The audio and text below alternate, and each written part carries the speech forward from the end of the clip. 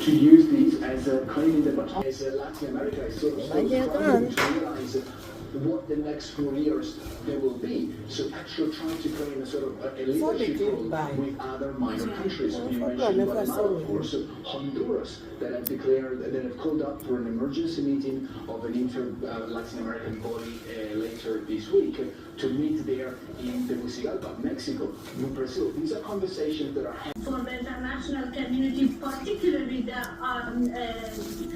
United Nations, to recognize the Taliban as a gender apartheid regime.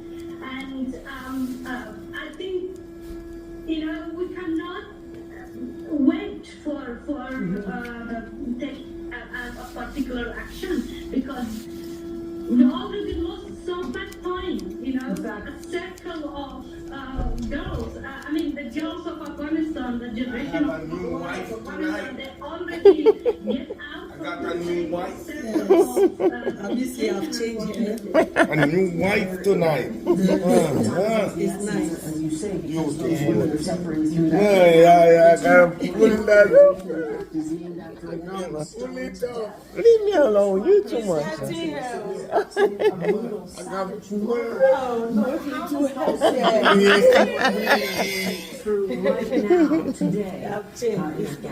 Yeah, it looks good.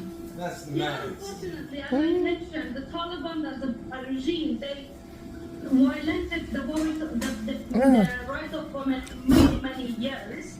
And Rukhsana was a young girl, 19 years old, from her province in central Afghanistan. She split from a forced marriage, basically. But in 2015, the Taliban arrested her, and in front of hundreds of human rights organizations.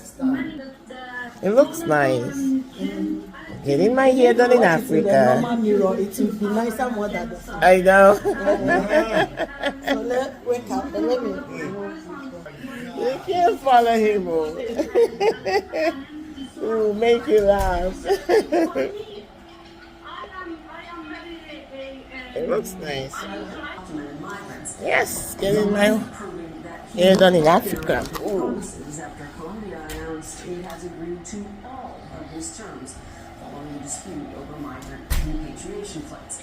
Staff writer for the New Yorker, Jonathan Blitzer, joins Parisha Arasa to break it all down. Thanks, Tom. Thanks so much for joining us. You wrote a recent piece for the New Yorker titled "The Unchecked Authority of Trump's Immigration Orders." I guess let's break down the title little by little here. What is the unchecked authority will get blocked in court? It's a good question. I think it's into the new administration's plans, and this I've gotten from,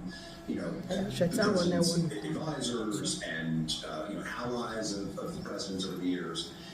Is this idea that if they flood the zone, day one, if they accomplish this, as one presidential advisor told me in the past, the idea is to accomplish in 100 hours what used to be accomplished in 100 days. The thinking being, if we overwhelm all of the opposition from Democrats, opposition from civil society groups, resistance from the public, we can achieve more because it's hard for our political opponents to know even where to start. That said, the idea in these kinds of protracted legal battles is the fact that the public gets desensitized to some of the terms under discussion.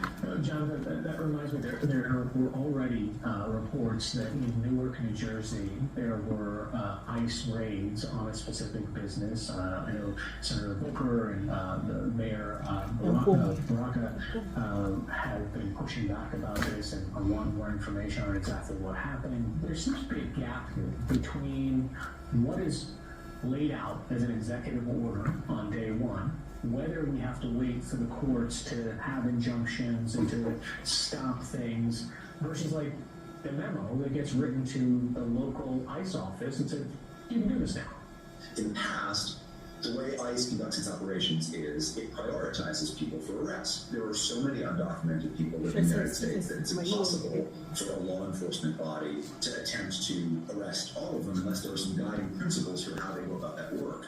And so what's happened over the years is ICE as an agency has refined a set of priorities whereby it essentially targets for arrest and eventual deportation people who have committed serious crimes and people who have arrived very recently in the country and are undocumented and maybe have orders of removal.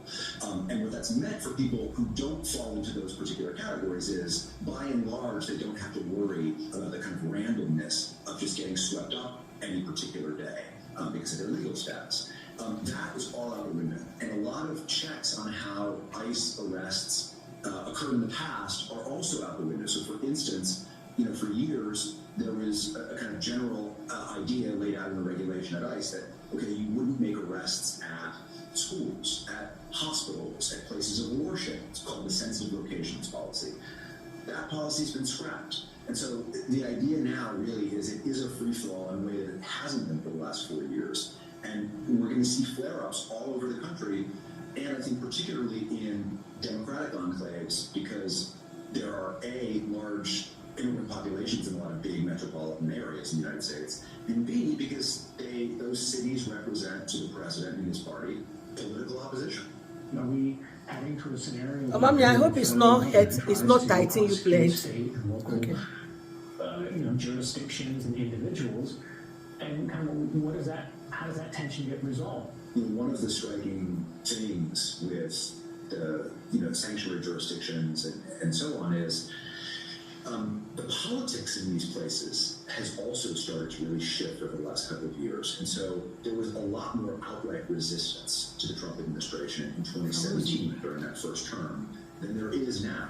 And some of this is the result of the governor of Texas's, Greg Abbott's busing plan, which began basically in the spring of 2022. And he bused more than 100,000 recently arrived migrants from Texas to blue cities and states across the country without coordinating with local authorities ahead of time and very much overwhelming city and state resources. And so as a result, in a lot of these cities, I'm speaking to you from New York, the politics in New York City itself and in the suburbs of New York City and in the state at large have really shifted. And so, there's over and above the legal questions we're flagging, there's also this question of political will. If there's sustained and serious pressure from the current administration brought to bear on cities and states that typically have held the line against these kinds of federal incursions, do local office holders or state office holders really want to duke it out at a time when it seems like by and large the public's hostility to immigration on the whole has really grown? You mentioned earlier the Lake and Riley Act. For people who aren't aware of it, what is the significance of it that just passed the Senate? The Lake and Riley Act essentially does two things. First, it requires the detention of any undocumented immigrant who is charged of even minor crimes, like shoplifting, for instance. What is equally radical is that if someone who's been paroled into the country just means that someone is given I want you to drive so long. As you hold it, no one can. Yes, no, just put it up. It's fine. If a person paroled into the country goes on to commit any sort of crime or cause any kind of damage, whether it is to a person or to the finances of a person or the state, in an amount more than $100. This is extraordinarily draconian. And the fact that Democrats immediately got on board with it and didn't really even put up much of a fight or push in a serious way for amendments or carve-outs really reflects their desperation to try and outrun this immigration issue, which they feel has really dogged their party, which the president has clearly used as advantage.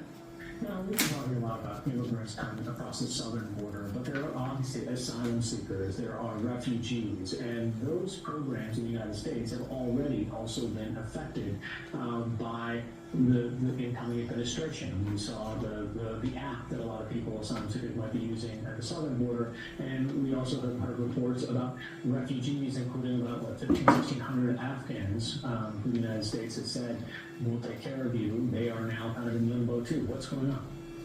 So the U.S. refugee program, which Trump essentially decimated in his first term, got restored in large part by the Biden administration. And now it has been frozen in place again by the Trump administration in the form of this executive order, which basically said anyone at any stage in the refugee resettlement process is now 3 days time, then you can pull it. Right now, it's penny here. 3 more days? Yes, I love it. I will put when I ready. I will. When it's dry. Yeah, I will wrap it. You can do it. Yeah, like this. yeah, I will wrap it. Yeah. So it should be dry. Yes, it looks beautiful.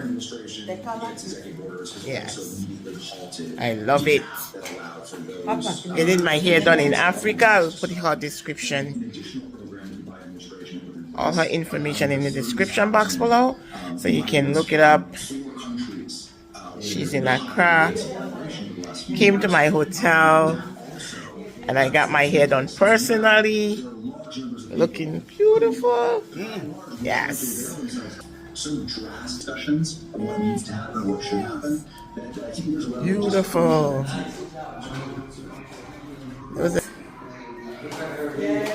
Who came to do my hair?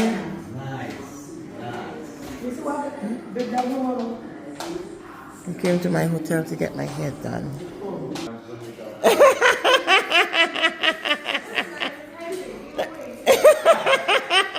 He just always miserable, aren't he? Thought he gonna pull up my hair. Give you guys a little tour of my room. It's beautiful. It's a little messy, but it's big. Whole apartment, and it's nice. Hey guys, thank you for watching Foxy G TV. Okay, getting my hair done in Africa for the very first time. Thanks to all my subscribers, my new subscribers, my old subscribers. Keep watching because there's a lot more to come. Okay, on the building project, I'm here in Ghana. Okay, getting my hair done, beautiful. Okay, a lot more to come, so keep watching. Okay, keep watching, and thank you, and enjoy, and share the video, like the video, and also comment on the video. Okay, thank you for watching Foxy G TV. Love you guys. Bye.